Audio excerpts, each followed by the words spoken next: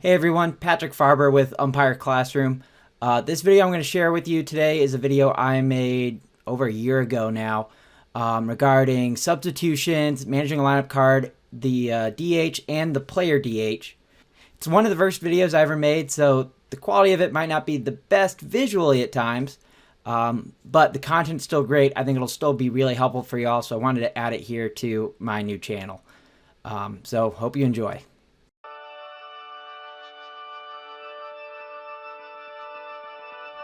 This training is produced by Youth League officials in partnership with Marietta Umpires and the Georgia High School Athletics Association. In this video, we're going to review the NFHS rules for lineups and substitutions and review some best practices for maintaining a lineup card. Towards the end of the video, we will also demonstrate the administration of the lineup card throughout a game, and you can print off a sample lineup card to attempt to follow along at home. So to get started, let's cover lineups in the plate meeting.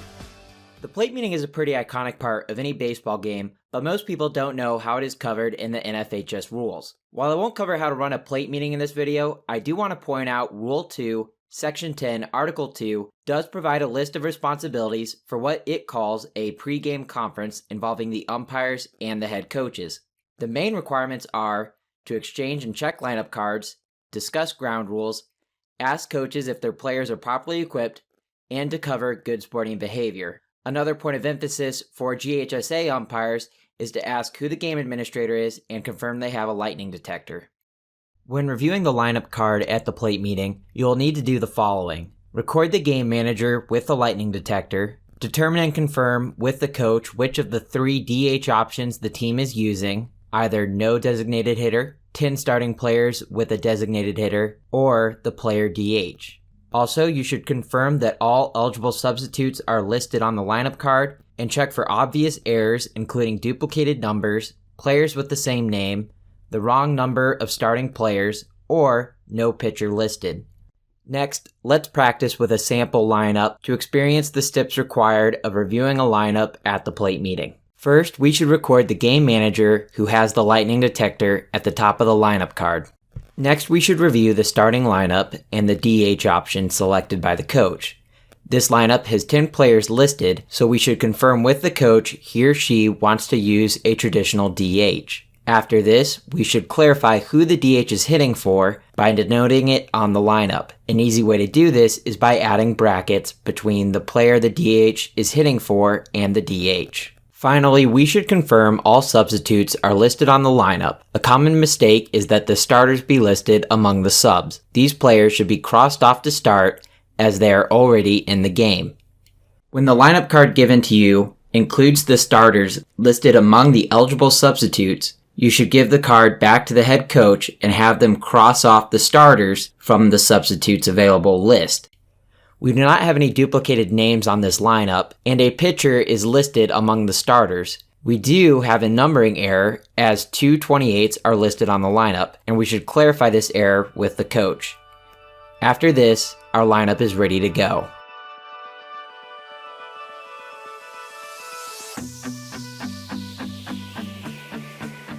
Next, we are going to review the basic substitution rules. The basics of the substitution rules are fairly simple. You can enter a substitute for a starter at any time, except for the pitcher, who must face one batter unless the pitcher is injured or ejected. A starter who has come out of the game can re-enter the game one time. They must re-enter into his or her original spot in the batting order. Their defensive position does not matter. A starting player that has re-entered the game can be substituted for a second time by any eligible substitute. After being removed a second time, a starter may no longer re-enter the game, and a substitute that has entered the game and been removed may not re-enter the game in any capacity. As umpires, we do need to track courtesy runners during the game, and there are some basic points I want to review. At any time, the team at bat may use courtesy runners for the pitcher and or catcher. If the team bats around, the pitcher or catcher would still bat in their spot of the lineup. The same individual runner may not be a courtesy runner for both positions, pitcher and catcher, during the game. They may only be a courtesy runner for one position. Players who have participated in the game in any other capacity are ineligible to serve as courtesy runners, including players that have been removed from the game with no re-entry privileges. A player may not run as a courtesy runner and then be used as a substitute for another player in that half inning. Next, we're going to practice going through substitutions on a sample lineup covering the rules that we just reviewed. Our first substitution is going to be number 6 for number 31. In a quick glance, I see that number 31 is currently in the game and number 6 is an eligible substitute. Now, let's go through how we put this substitution on our lineup card. First, we should cross through number 6 to show that number 6 has been utilized as a substitute and come into the game.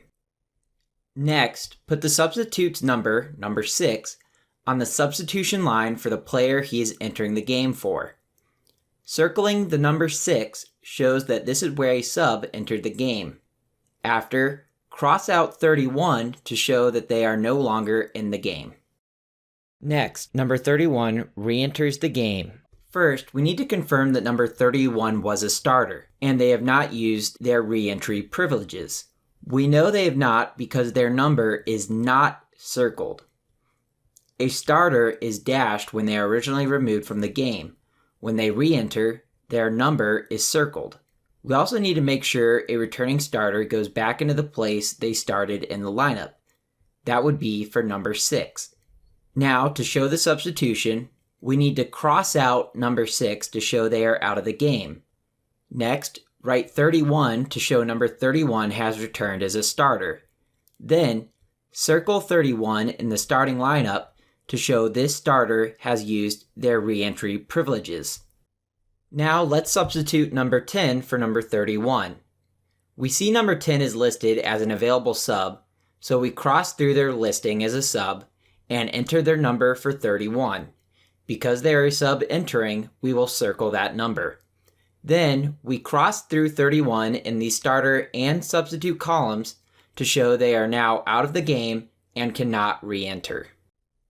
Now let's review tracking courtesy runners. 44 courtesy runner for the pitcher. First, I want to confirm the player number 44 is eligible to enter as a courtesy runner. I see that the player is an eligible sub and has not entered the game yet in any capacity.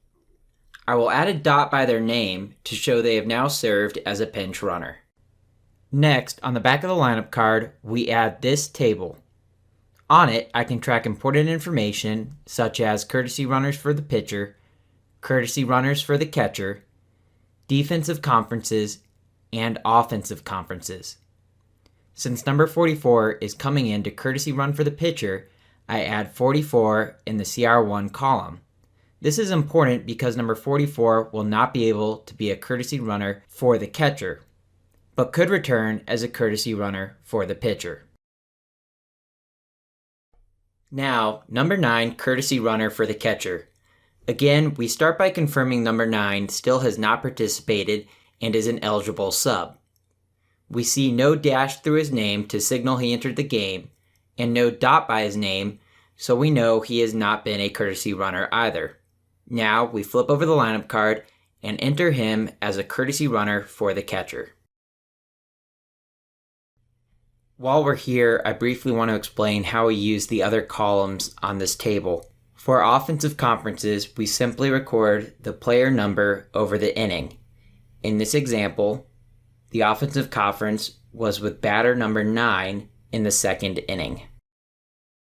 Now let's try recording a defensive conference. In this video, I'm going to show you a visual way to track the details of a defensive conference.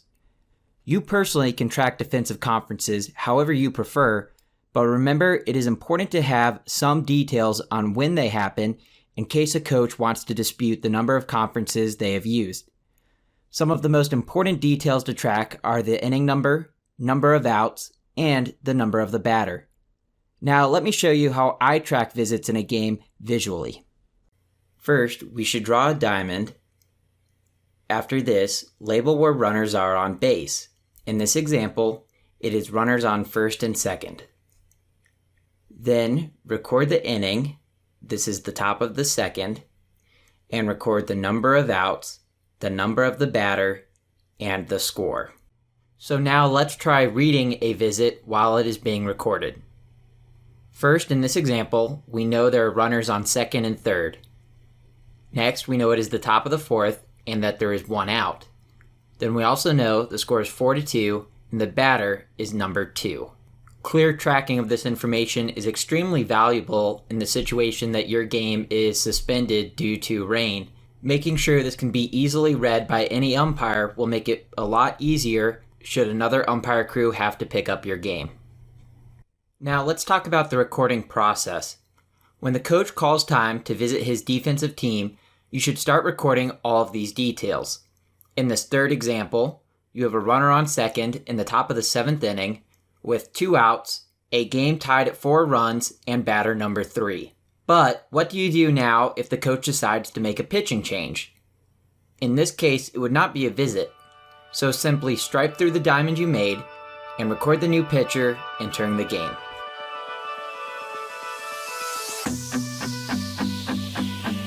Next, we are going to review the rules around utilizing a designated hitter and the various DH options available for a team. There are 2 options a coach may select for utilizing the designated hitter. Those options are to use a traditional 10 starters including a designated hitter, or to use a 9 starters lineup utilizing a player DH. In either scenario, a DH shall be selected prior to the start of the game and shall be listed on the lineup at the plate meeting. After the lineup is reviewed and accepted by the umpire, this cannot be changed. This is why it is very important for umpires to review with the coach at the plate meeting which designated hitter option they have elected to utilize, and confirm the numbers of the pitcher and the designated hitter they plan to use. Finally, a big difference in this rule from high school versus college or professional baseball is that in high school rules, a DH may be used for any one of the starting players, not just pitchers, and any substitutes for that player during the game. First, let's talk about the traditional 10th starter designated hitter option. In the traditional use of the designated hitter, the DH is a 10th starter, hitting for any one of the 9 starting defensive players. This is very similar to how it is in the American League. If a pinch hitter or pinch runner is used for the designated hitter, that player then becomes the new DH. When utilizing the 10 starters DH rule, the DH is terminated for the remainder of the game when one of 2 options occurs. The first option is when a defensive player or any previous defensive player for whom the designated hitter has batted subsequently bats, pinch hits, or pinch runs for the DH. The second way that the role of the designated hitter can be terminated is when the designated hitter or any previous designated hitter assumes a defensive position. Finally, you should also know that when utilizing the traditional designated hitter, the DH and the player for whom the DH is batting are locked into the batting order. No amount of substitutions will enable a team to move these 2 players in the batting order. Now let's go back to the lineup card we started with and review more substitutions on a sample lineup utilizing the traditional DH. First, let's continue with number 26 coming in for number 21. To start, we confirm that number 26 is listed as an available substitute. We then cross through their name to show that they have entered the game. Since they are coming in for number 21, we write down 26 as a substitute for 21 and circle the number 26 to show this is where a substitute entered the game. We should then strike through number 21 to show they're no longer in the game.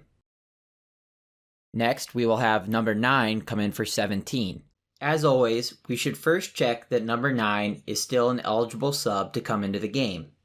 We see that their name is not crossed out, however, they do have a red dot by their name. This means that they are available to come into the game, But we should also know that their status changes to that they cannot serve as a courtesy runner, and on the back of our lineup card we should cross out their number, showing that they can no longer be a courtesy runner because they entered the game in a different capacity. Now we continue the substitution as normal. Again, we cross through the player being substituted in, number 9, and then list number 9 as the substitute for number 17. We then strike through number 17 to show that Ernie Johnson is no longer in the game, and circle number 9 to show this is where a substitute has entered the game. Note that this substitution is only offensive and does not affect John Fanning's position on defense. Next, we have number 37 coming in for 9 as a pinch runner. When number 37 enters the game on offense, this removes the designated hitter from the game. To show this, we should cross through the 2 positions listed on the lineup to show that they are being combined into one. Next, we should cross through number 9 since the substitution is number 37 coming in for number 9. This removes number 9 from the game. Next, we should draw a straight line showing that these 2 positions have been combined at this point in the game, and then write in our substitute, number 37. Next, number 17 re-enters the game. Because number 17 is re-entering, we know that they will have to go back to their original place in the lineup. That means number 17 will have to enter for number 37. To show this, we will cross through number 37. Then we circle number 17 to show this is where they are re-entering the game. Again, we cross through number 37 and write in 17 as a starter returning to the game. Next, number 37 re-enters the game for number 17 as a pinch runner. To show this substitution, we first circle number 37 to show that they are a starter re-entering the game. Then we cross through number 17 to show that this starter that had re-entered the game is now going to exit the game and not be able to re-enter. Then, in the substitutes column, we cross through 17 showing they are out of the game and add back number 37. Next, the manager tries to substitute number 21 for 12 and 28 for 26. Remember that starters may return to the game, but they do have to return back to their original spot in the lineup. For this reason, number 21 cannot go back in for number 12 because they would have to return into their original spot in the lineup, which would be going back in for number 26. So if the team still wants to carry out a substitution, they would be allowed to re-enter 21 for 26 and to substitute number 28 for 12. Again, to show this substitution, circle number 21 to show that this starter is returning to the game. Then cross through 26 to show that this substitute is leaving the game and cannot return. Then write down 21 on the line to show that they are in. Finally, don't forget to show number 28 substituting in for number 12. Finally, let's have some courtesy runners come into the game. First, the coach tries to bring in 44 as a courtesy runner for the catcher. We see that 44 has not come into the game as a substitute, so they would still be eligible to be a courtesy runner. However, the dot denotes they've already been in the game as a courtesy runner. When we look on the back of our lineup card, we'll see that number 44 has already been a courtesy runner for the pitcher and thus cannot be used as a courtesy runner for the catcher. Next, the coach will try to bring in number 12 as a courtesy runner for the catcher. However, since number 12 has already been in the game, they are not allowed to courtesy run. Finally, the coach will try to bring in number 52 to courtesy run for the catcher, which they are allowed to do because 52 has not competed in the game in any capacity.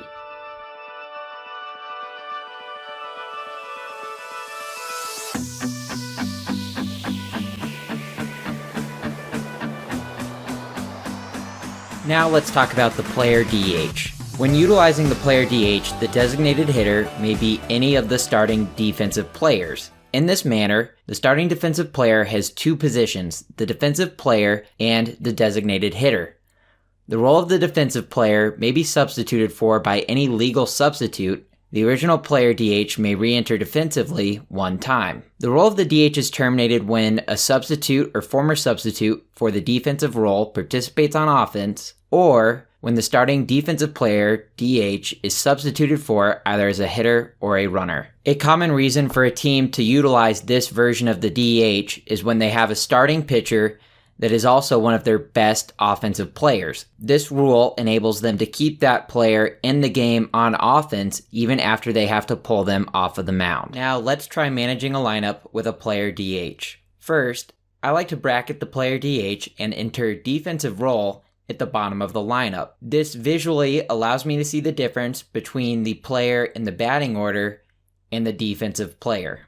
Now, let's have number 18 come in on defense for number 21 and play first base. To show this on the lineup card, I will cross out the defensive role and put number 18 in as a substitute for that defensive role. Next, we will have number 44 come in for 18 in a straight change. To do this, we will cross 18 out, removing them from the game completely, and add 44 into that position on the defensive role. This does not affect the DH role currently. Next, the coach requests to have number 21 re-enter the game for the catcher. Remember, number 21 started the game as the player DH and in the defensive role. Number 21 can only re-enter into the same position on defense as shown in the lineup, meaning that they cannot come in for the catcher. Instead, they could only come in for number 44.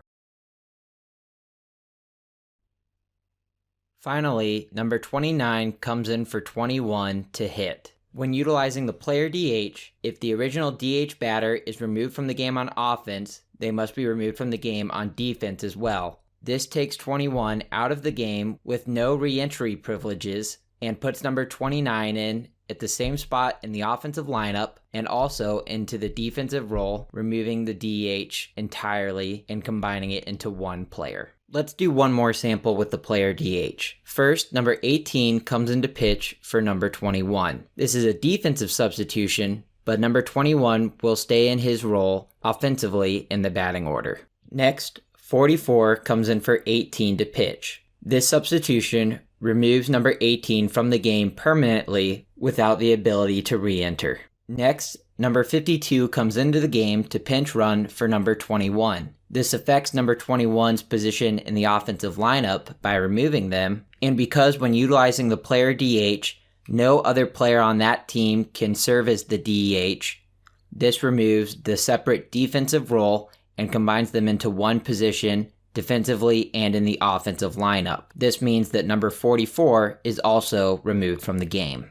Next, number 29 enters the game on defense for 52, which now means they come in on offense as well as we have removed the DH. Then 21 re-enters the game as they still have re-entry privileges and will be batting and fielding, utilizing the same position they started in the lineup. Finally, number 11 comes in for number 21, permanently removing number 21 from this game. On behalf of GHSA Baseball, Marietta umpires, and Youth League officials, thank you for viewing this video and utilizing this opportunity to improve as an umpire. We're glad to have you on our team and look forward to seeing you on the field.